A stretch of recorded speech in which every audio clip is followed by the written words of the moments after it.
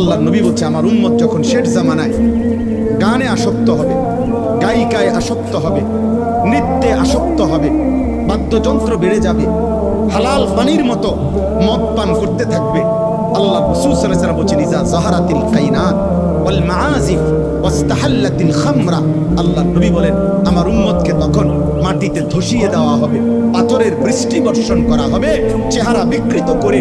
কোনদিন রাত গভীরে এই নাফরমান এমন হতে পারে, আল্লাহ মাফ করে দেন, কোনদিন রাত গভীরে শুইবার পরে ঘুম থেকে, গানের আসর থেকে, বাদ্যের আসরে, মদের আসরে, জুয়ার আসরে, প্রিয় ভাই আমার আল্লাহর কসম মুহাম্মদ আরবি 1450 বছরে মিথ্যা বলে নাই।